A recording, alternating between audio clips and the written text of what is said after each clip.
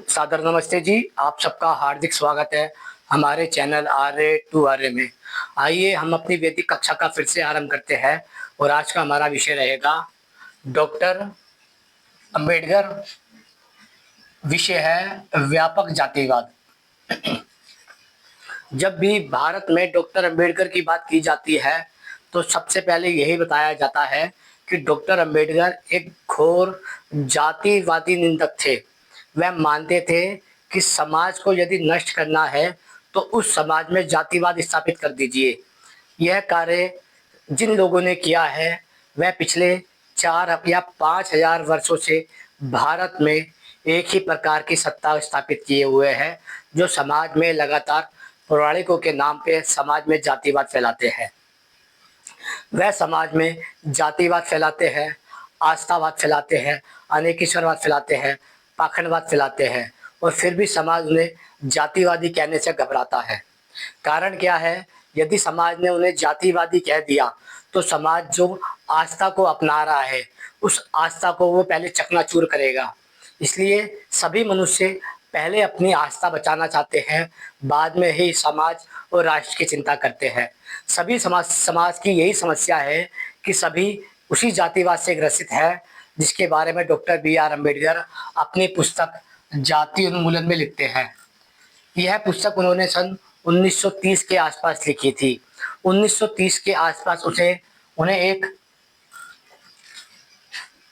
उन्हें एक सभा में बुलाया गया था जिसका नाम था जाति तोड़क मंडल। जब डॉक्टर बी.आर. अम्बेडकर उस सभा में गए तो वहां पर बैठे हुए लोगों ने उनका स्वागत किया। जब उनका स्वागत किया तो उन्होंने अपना एक पर्चा निकाल के दिया जिसमें उनकी स्पीच लिखी थी कि उनको वहां पर क्या बोलना है। जब उन्होंने वह पर्चा निकाल के दिया और जब समाज ने वह पर्चा पढ़ा तो वह घबरा गए। उन्होंने यो घबराना इसलिए स्वीकार किया क्योंकि उसमें उन्होंने धर्म ग्रंथों की आलोचना की थी, जबकि सभी मनुष्य का ये पहला कर्तव्य बनता है कि वह उन सभी धर्म ग्रंथों की आलोचना करे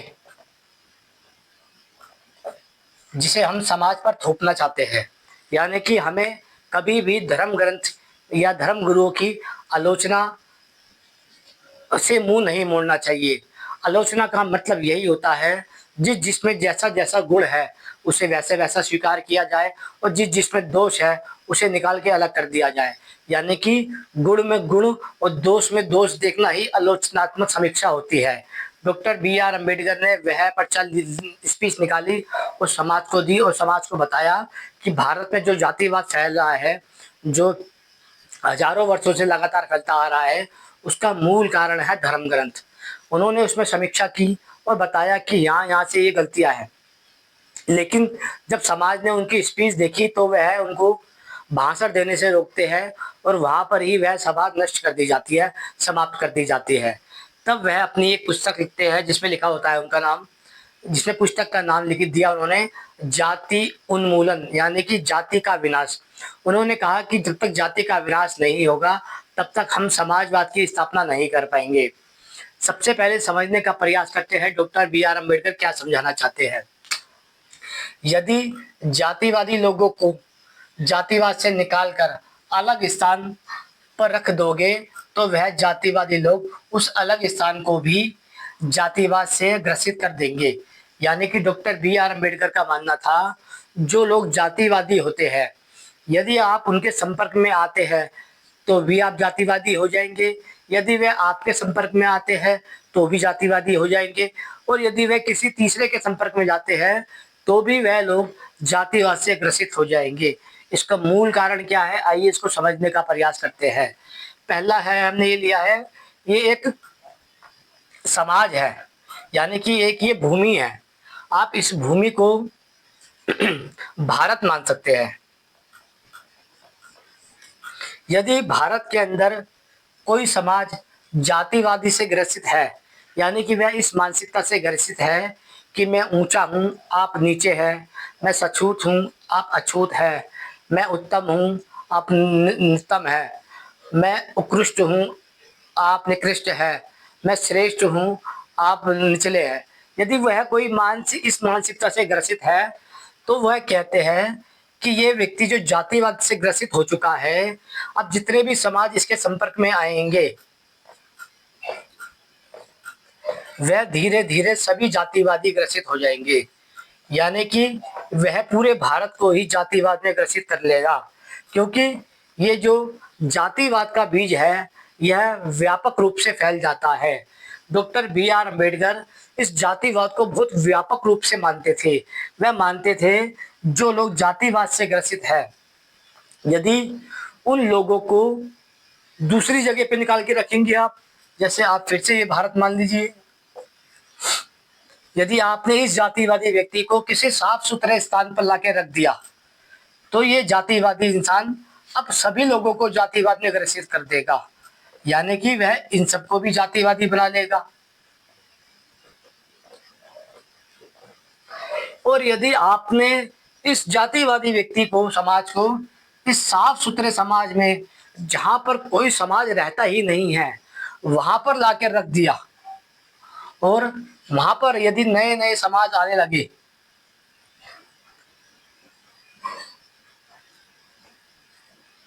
तो वह इनको फिर से ही जातिवादी बना देगा।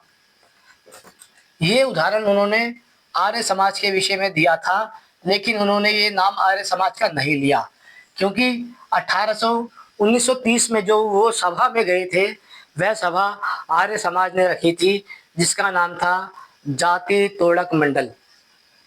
उस सभा के विषय में हम आपको अगले विषय में जरूर बताएंगे। लेकिन आर्य समाज का क्या अर्थ है? मैं उत्पन्न करने से पूर्व, उत्पन्न करने के बाद सब संस्कारों को देकर अपने बच्चे को आर्य बनाकर, अर्थात किसको आर्य बनाकर? लड़कियों को आर्य बनाकर, लड़कों को आर्य बनाकर और आर्यों का विवाह करा के समाज बनाकर आर्य समाज बनाऊंगा, इसलिए आर्य समाज था। मुझे दुनिया में ऐसा कोई प्रोसेस ढूंढ के बताओ जो बिना विवाह के किए हुए, आर्यों में बिना विवाह किए हुए आप अपनी विचारधारा को समाज में फैला सके या रिश्तों को बढ़ा सके या रिश्ते बना सके। I am ready to listen that process. मैं तैयार हूं उस प्रोसेस को सुनने के लिए। तुम घुसकर मर के रह गए, तुम वहां से विवाह किया। तुम लड़के को अगर थोड़ा बहुत आर्य है तो लड़की ऐसी मिल गई जो उसने वहां नष्ट कर दिया। तुम्हारी लड़की आर्य समाजी है तो तुमने विवाह वहां कर दिया, वो वहां जाकर नष्ट हो गई, अर्थात तुम। लेकिन अभी इसको समझने का प्रयास करते हैं। डॉक्टर अंबेडकर कहते हैं जो जातिवादी लोग होते हैं वह व्यापक रूप से जातिवाद फैलाते हैं। यदि जातिवादी लोगों को जातिवाद से निकालकर अलग स्थान पर रख दोगे तो वह जातिवादी लोग उस अलग स्थान को भी जातिवाद से ग्रसित कर देंगे। ये बात उन्होंने आर्य समाज के विषय में लिखी थी, लेकिन उन्होंने सीधे तौर पे आर्य समाज का नाम नहीं लिया, लेकिन उन्होंने उसी सभा से प्रभावित होकर ये बात लिखी थी जो सभाएं जाति तोड़क मंडल बनाया था। ये बनाया गया था सन 1920 में और डॉक्टर अंबेडकर को आमंत्रित किया गया था 1930 में। जब डॉक्टर अंबेडकर 1930 में आमंत्रित होके गए वहां पर तो उन्होंने एक स्पीच निकाल के दी जो समाज को पढ़नी थी। जब समाज ने उसमें पढ़ा और देखा कि यहाँ तो धर्म ग्रंथों की आलोचना की हुई है तो वह घबरा गए। घबराने के मारे उन्होंने उनकी स्पीच को ही रद्द कर दिया, जिसके कारण वह अपनी स्पीच नहीं दे पाए और उन्होंने इसके बदले में किताब लिख दी। किताब लिखी जाति उन्मूलन, यानी कि जाति का विनाश। वह कहते हैं यदि कोई व्यक्ति जातिवाद से ग्रसित है और यदि दूसरा समाज उसके संपर्क में आ जाएगा तो वह उन सभी समाजों को जातिवाद से ग्रसित कर देंगे। और यदि वह किसी साफ सुथरे स्थान पर जाते हैं और यदि वह फिर से दूसरे लोग उनके संपर्क में आते हैं तो वह भी इसी जातिवाद से ग्रसित हो जाएंगे और समाज को जातिवादी बना देंगे। और यदि किसी साफ सुथरे स्थान पर जहां पर कोई समाज नहीं है, यदि वहां पर जातिवादी व्यक्ति को स्थापित किया जाता है तो वहां पर जितने नए लोग आएंगे तो वह भी उसी जातिवाद से ग्रसित हो जाएंगे। वो ये बात वह आर्य समाज के विषय में कहते हैं कि आर्य समाज आज लगभग पूरी तरीके से जातिवाद से ग्रसित हो चुका है। वह कहते हैं लगभग 1930 के आसपास जब वह विचार करते हैं कि आर्य समाज की स्थापना की गई थी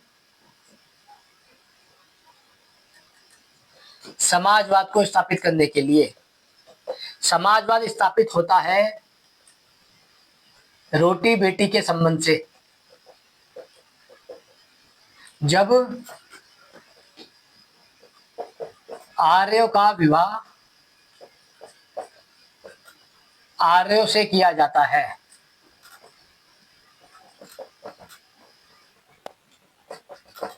यहाँ पर बात हुए कहते हैं आर्य समाज की स्थापना की गई थी समाजवाद को स्थापित करने के लिए। समाजवाद वहां स्थापित होता है जहां पर रोटी बेटी का संबंध होता है। यदि आर्य समाज जातिवाद से ग्रसित नहीं होता तो वह अपनी बहन बेटियों का विवाह आर्य होकर केवल आर्यों से करता। लेकिन मैं ये देखता हूँ, मैं ये अनुभव करता हूँ कि जितने भी आर्य समाजी लोग हैं, जो आर्य समाज का भाग बने हुए हैं, उन सब ने अपनी अपनी जातियों में ही अपनी अपनी बहन बेटियों बच्चियों की शादी कर रखी है। यानी कि वह समाज में रहकर भी समाजवादी नहीं बन पा रहे हैं। ये बात 1930 में डॉक्टर बी.आर. अम्बेडकर अपनी पुस्तक जाति उन्मूलन के विषय में लिखते हैं, लेकिन वह किसी समाज का नाम नहीं लेते।